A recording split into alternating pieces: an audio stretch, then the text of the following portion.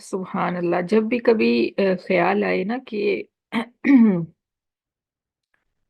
कोई चीज, कोई परेशानी लंबी हो जाए, कोई परेशानी तंग कर रही हो, तो उस वक्त इस तरह की बातों को, कुरान की इन आयत को सामने रखना चाहिए, जहन में लाना चाहिए कि आप बर्दाश्त कर रहे हैं, सब्र कर रहे हैं, तो ऐसा नहीं कि वो अल्लाह की नजर से ओझल है, अल्लाह ताला उसको जानते नहीं है। बल्कि अल्लाह फरमाते हैं कि नेक लोगों का अजर मैं जाया नहीं करता। आपने जो जो नेकी किया आप करके भूल जाते हैं, लेकिन अल्लाह नहीं भूलते। अल्लाह ताला याद रखते हैं और उसका अजर दोनों जहानों में अता करते हैं। शर्त ये है कि आपने वाकई नेकी की हो। क्योंकि हमारे यहाँ ऐसा होता है ना कि हमारी नीयतें नहीं टिकती एक जगह पे। नीयत के ऊपर बड़ी मेहनत करने की जरूरत होती है। क्योंकि मुख्तसर सी हदीस मुबारक, और हर किसी को पता है, इन्नमल आमालु बिन्नियात, अमाल का दारोमदार जो है वो नीयतों पर है।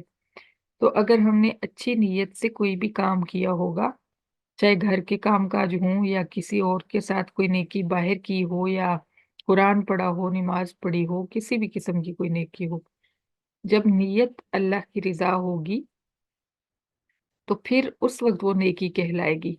अगर किसी भी दूसरे इंसान की रिजा की नीयत हो कि कोई शख्स मुझे देख के खुश होगा, या कोई मेरी तारीफ करेगा देख के कि इसने ये नेकी की है, तो उस सूरत में वो नेकी भी नेकी नहीं रहेगी, बल्कि वो वबाले जान बन जाएगी। अ, उसका क़यामत के दिन अल्लाह ताला उसके ऊपर भी पकड़ फरमाएंगे।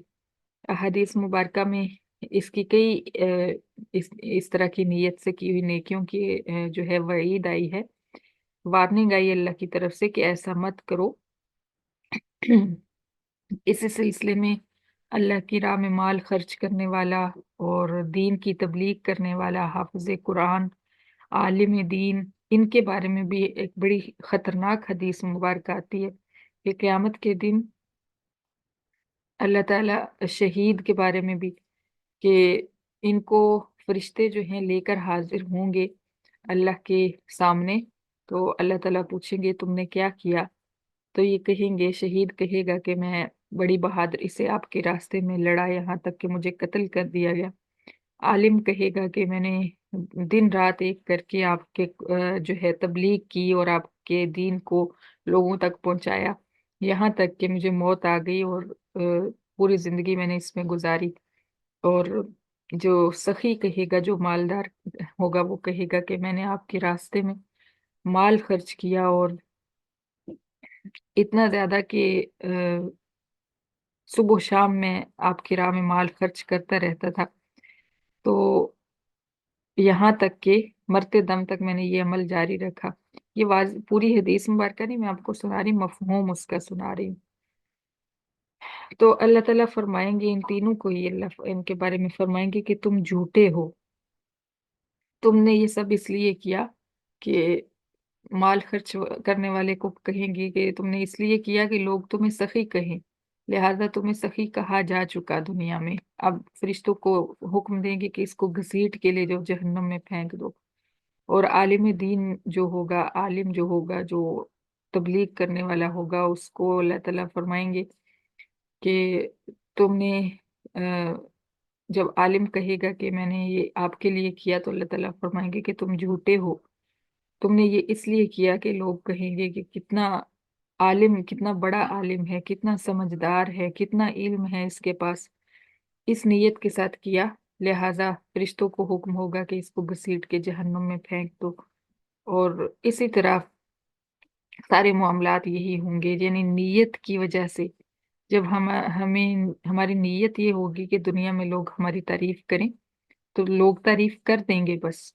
और फिर उसके बाद आखिरत का जो अंजाम होगा वो हमसे भुगता नहीं जाएगा। अगर खुदा न खास्ता हमारी नीयत के अंदर ऐसी कोई खोट आ गई, हम अल्लाह से दुआ करते हैं कि अल्लाह ताला हमें नीयतों के खोट से बचाए, हमें खालिस अपनी रिजा के लिए ये सब काम करने की तौफीक दे।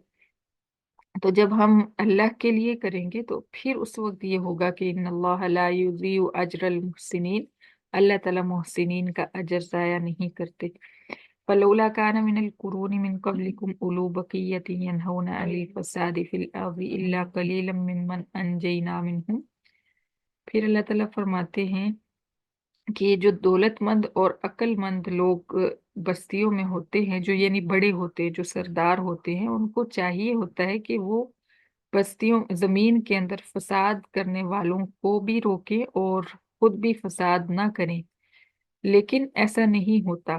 اکثر سردار اور اکثر دولتمند اور عقلمند جو سمجھتے ہیں خود کو، جو بڑے ہوتے ہیں، وہ زمین میں فساد پھیلانے کا باعث بنتے ہیں اور نہ ہی فساد سے وہ روکتے ہیں، سوائے اللہ قلیلا ممن انجینا منہم، سوائے چند ایک لوگوں کے۔ چند اچھے لوگ ہوتے ہیں ان میں سے جو جن کو پھر ہم نجات بھی دے دیتے ہیں۔ واتبع الذین ظلموا ما اترفوا فیہ وکانوا مجرمین، اور ہمیشہ سے ایسا ہی ہوتا ہے کہ ظالم اپنے مال و دولت کے پیچھے بھاگتا ہے اور اس مال و متاع میں مگن رہتا ہے جس کی وجہ سے وہ جرم کر رہا ہوتا ہے، مجرم بن جاتا ہے۔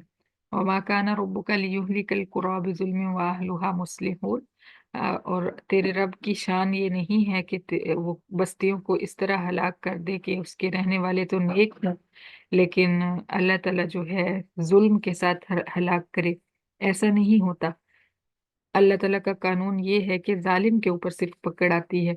اگر سب زمین میں آباد لوگ نیک ہوں گے، پارسا ہوں گے، تو اللہ کیوں کسی کے اوپر ظلم کر کے اس کو ہلاک کرے گا؟ وَلَوْ شَاءَ رَبُّكَ لَجَعَلَ النَّاسَ أُمَّةً وَاحِدَةً وَلَا يَزَالُونَ مختلفین، لیکن اگر تیرا رب چاہتا تو تمام لوگوں کو ایک موحد امت بنا دیتا، ایک جماعت بنا دیتا، لیکن انسانوں میں ہمیشہ اختلاف رہے گا، کیونکہ وَلِذَٰلِكَ خَلَقَهُمْ، اسی اختلاف کے لیے تو اللہ تعالیٰ نے پیدا فرمایا ہے۔ یعنی انسان اور فرشتوں میں فرق ہی یہ ہے کہ فرشتے جو ہیں ان کو اللہ تعالیٰ نے پرکھنے کی عقل نہیں دی، ان کو صرف اتنی عقل دی ہے کہ وہ اطاعت کریں، ان کو جو حکم دیا جاتا ہے وہ اس کے مطابق چلتے ہیں۔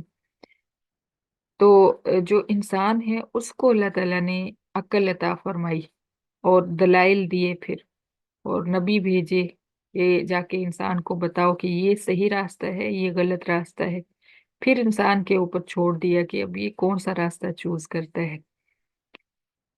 تو اس وجہ سے اللہ فرما رہے ہیں کہ یہ اختلاف ہمیشہ رہے گا، کیونکہ ہر انسان سیم راستہ چوز نہیں کرے گا، ہر انسان صراط مستقیم پر نہیں چلے گا، ہر انسان کو سیدھا راستہ صحیح نہیں لگے گا، کچھ لوگوں کو غلط